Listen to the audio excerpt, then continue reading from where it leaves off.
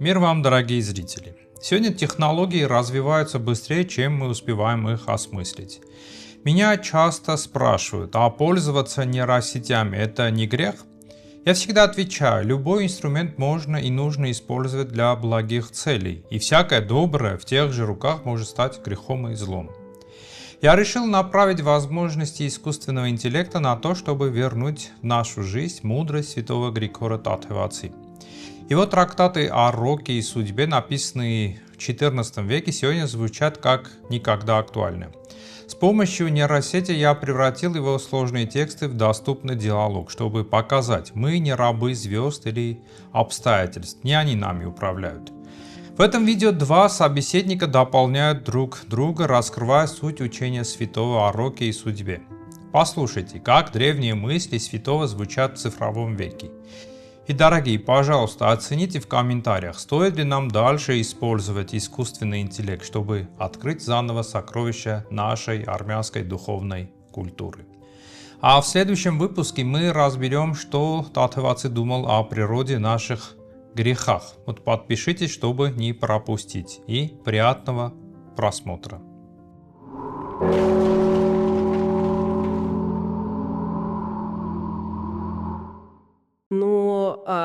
Парадокс современного человека вообще заключается в том, что мы носим в кармане мощнейшие суперкомпьютеры. Ага, это точно. Мы запускаем аппараты куда-то там за пределы Солнечной системы, но при этом, знаете, массово скачиваем астрологические приложения. Да-да, чтобы узнать, не виноват ли ретроградный Меркурий в наших бедах. Вот именно. Мы проверяем, не из-за него ли мы провалили собеседование или, поссорились с близкими.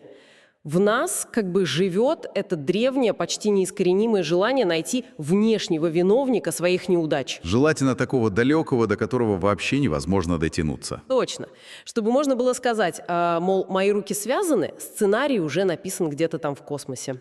Так, давайте разложим это по полочкам в нашем сегодняшнем детальном разборе. Да, давайте. Наша цель сегодня исследовать извечную проблему человечества. Кто виноват? Звезды, судьба, Всевышний или мы сами?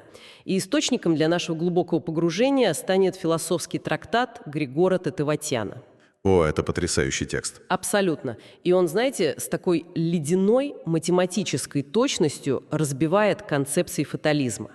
Наша миссия сегодня понять, как автор разграничивает судьбу, рок и необходимость. И почему его философия делает человека не какой-то там марионеткой Вселенной, а существом с абсолютным самовластием, то есть свободной волей. Да, и я хочу сразу подчеркнуть для аудитории, что мы будем опираться строго на логику автора текста.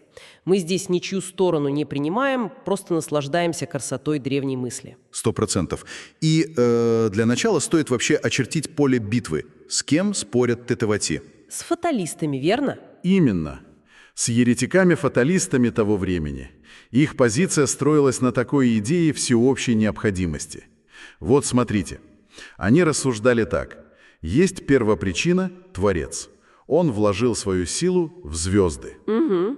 И эти звезды, двигаясь по орбитам, работают, как такие гигантские космические линзы или зеркала.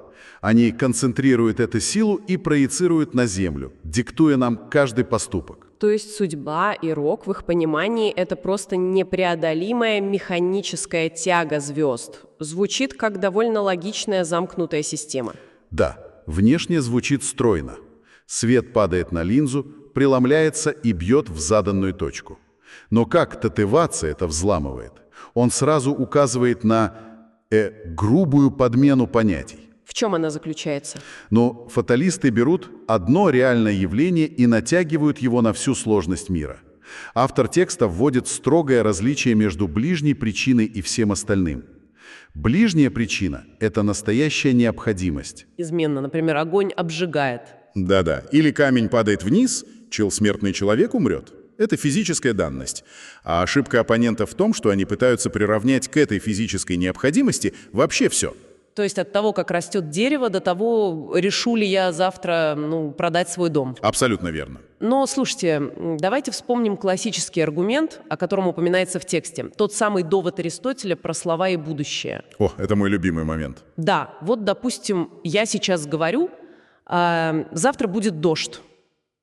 В тот момент, когда слова срываются с губ, утверждение объективно уже является либо истинным, либо ложным, так? Угу. И если оно уже истинно, где-то там в высшей системе координат, не доказывает ли это предопределенность? Будущему просто придется подстроиться под мои слова. Вот тут Тативаци с огромным воодушевлением разворачивает эту логику на 180 градусов. Он говорит, что вещи делают слова истинными, а не наоборот. То есть реальность не выстраивается вокруг нашего заявления. Именно. Он приводит отличную аналогию. Тень следует за телом, а не тело ходит за своей тенью. Ага, красиво. След появляется там, куда ступила нога. Нога же не притягивается магнитом к уже готовому следу. Точно, точно. Когда мы говорим про завтрашний дождь, слова не формируют циклоны. Само событие в будущем придаст этим словам статус правды или лжи. Получается, что будущее не запрограммировано. Оно обладает, как сказано в тексте, двоякой силой. Может случиться, а может и нет. Да, и чтобы добить аргументы фаталистов, философ предлагает классификацию причин. 3 категории. Первая, необходимая, это смерть, законы физики, как мы уже говорили. Так, а вторая? Воздействующая причина – это то, на что можно повлиять. Можно помешать процессу молитвы или, проклятием или просто физическим вмешательством. Бросили семя в землю, но будет ли урожай, зависит от кучи факторов. Понятно. А третья? А третья – восприимчивая причина. И вот это территория чистого выбора. И вот тут начинается самое потрясающее, на мой взгляд. Да, пойти на прогулку или нет. Никакие планеты не могут по физической необходимости заставить вас надеть обувь. Это рождается исключительно в ту секунду, когда воля принимает решение. Но, знаете, если звезды не диктуют нам идти гулять или нет, возникает другой нюанс.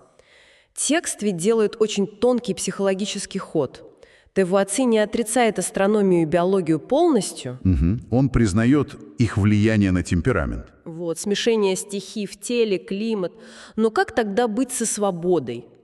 Если человек рождается, скажем, с очень вспыльчивым темпераментом из-за своей природы, разве он не становится заложником гнева? И вот здесь вводится ключевая идея разделения между телом и волей. Темперамент – это данность тела. Да, склонность к унынию или гневу может быть заложена. Но самовластие, то есть наша свободная воля, она бестелесна. Она выше тела. Абсолютно. И она способна обуздать этот темперамент. Это и есть суть преодоления природных склонностей. Мне кажется, тут напрашивается образ из мореплавания. Если темперамент – это ветер и конструкция корабля, ветер может быть яростным, давить на паруса, Отличная аналогия. а воля – это капитану штурвала. Да-да, ветер кренит судно, но капитан решает, под каким углом ставить парус. Тативацирей прямо говорит, без воли исчезла бы разница между разумным человеком и неразумным животным, которое движимо только инстинктом. То есть, если бы мы действовали только по принуждению природы, нас нельзя было бы ни хвалить, ни судить. Как нельзя судить камень за то, что он падает? Вот именно. Вся мораль строится на способности воли сказать «нет» своему темпераменту. Хорошо, с индивидуальными поступками мы разобрались. Воля у штурвала. Но когда читаешь текст дальше, наталкиваешься на проблему катастроф и бедствий. О да, излюбленный козырь фаталистов. Ну, конечно. Болезни, крушение огромного корабля, землетрясение, разрушающее целый город. Разве это не рок? Как объяснить массовые трагедии? Не сметает ли этот рок все индивидуальные воли разом? А Тативаци бьют оппонентов их же оружием. Он применяет изящный логический разгром. Смотрите, на тонущем корабле гибнут тысячи людей. Они рождены в абсолютно разное время. Под разными звездами? Именно. Под разным движением светил. Их индивидуальные звездные карты никак не могли совпасть в одну секунду. Значит, нет никакой единой звездной необходимости для их смерти. Ничего себе, как просто и элегантно. Да. Более того, он говорит, если бы звезды реально диктовали судьбу, они были бы крайне несправедливы. Награждали бы недостойных и карали праведников. Ведь в катастрофах гибнут и те, и другие. 100%. Поэтому звезды, по его мнению, это лишь указатели. Знамения и счетчики времени. Как часы на городской башне. Они показывают время, но не являются причиной событий на площади. И вот тут, отбросив звезды, мы, как люди, склонные искать отговорки, делаем следующий шаг. Значит, сам Бог – создатель и добра, и зла. И это главный философский вопрос трактата. Да, потому что иначе мы приписываем зло Творцу блага, а это рушит всю систему. Я, когда читала этот фрагмент, вспомнила про аналогию с тенью. Если Бог создал все, то Он создал и тень. Но тень – это же не самостоятельный объект, это просто место, куда свет не попадает. Похоже ли это на логику автора? Аналогия просто идеальная. Согласно Тативацию, зло – это не сущность, это не природа, это лишение блага. Как тьма лишения света. Да, или как болезнь лишения здоровья. Бог есть причина сущности. Следовательно, Он никак не может быть причиной зла. Для современного уха это звучит немного абстрактно. Как зло может быть не сущностью, если боль вполне реальна? Но вот смотрите, кариес в зубе, боль дикая. Кажется, что это некая злая сила. Но структурно кариес – это просто разрушенная ткань, пустота на месте здоровой эмали. Бог не создает пустоту. Понятно. И если принять, что зло от Бога, то философ указывает на кучу парадоксов. Да, он их прям перечисляет. Если зло от Бога, то в нем самом есть беспорядок. Логично. Значит, зло исходит из ничто, и именно наша самовластная воля, удаляясь от блага, становится изобретателем этого зла. Абсолютно верно. Бог дает меч, то есть нашу волю, а то, как им взмахнут, это уже выбор самого человека. И вот мы подходим к самому, наверное, сложному препятствию – предвидение против предопределения. Если Бог заранее видит, кто совершит зло, разве это не делает события неизбежными? Ведь все записано в книге жизни. Это парадокс всезнания. Но у Тативаци есть шикарные аналогии на этот счет. Начнем с мастера и тележки. Так-так. Представьте, вы смотрите со стороны, как мастер делает телегу. Ваш взгляд, то, что вы наблюдаете за ним, заставляет его ее делать. Ну, нет, конечно. Зрение – это не принуждение, я просто вижу факт. Вот. Но вы скажете, мы же в одном времени находимся. А как быть с будущим? И тут философ вводит концепцию башни вечности. Как это работает? Мы, люди, видим время линейно. Представьте, что мы идем по лесной дороге гуськом. Видим только спину того, кто впереди. Это наше настоящее. Да. А Бог не идет по этой дороге. Он стоит на высокой башне вечности и видит всю дорогу разом. Для него все это настоящее. Ого. То есть его предвидение безошибочно, но оно лишь констатирует факт нашего свободного выбора, а не диктует его. В точку. То, что он видит наш выбор, опирается на то, что мы этот выбор сделаем. А как же быть с книгой жизни? Это же звучит как финальный приговор. У книги жизни по тексту два лика. Статус человека может стираться и меняться. Все зависит от его самовластных решений в течение жизни. Божьи воли и попущения работают так, чтобы даже из зла извлекать благо. Допуская испытания для укрепления людей. Да, как тренировка для воли. Итак, что же все это значит в сухом остатке? Как бы мы сформулировали главные тезисы? Я бы выделил 4 главных пункта изучения Тативаци. Первое – судьба и рок – это просто вымысел, чтобы снять с себя ответственность. Есть только Божий промысел и человеческое самовластие. Так, второе. Второе – Бог – это источник исключительно блага. Зло – это пустота, созданная нашим неправильным выбором. Третий тезис, я так понимаю, касается тела. Да, звезды и природа влияют на тело, но воля властна над телом. И четвертое предопределение не отменяет свободы. Оно лишь отражает предвидение добровольных шагов человека.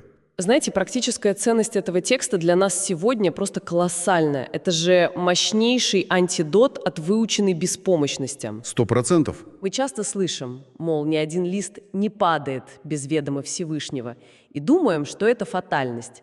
А на деле это значит, что любое испытание допущено для того, чтобы наша воля его преодолела. И извлекла из этого благо. Мы не рабы своих привычек или обстоятельств. И это подводит нас к одной очень провокационной мысли, с которой хочется оставить аудиторию. Если зло – это просто отсутствие света, не сущность, то, возможно, бороться со злом в своей жизни нужно не путем разрушения или бесконечного копания в темноте, а просто включая свет.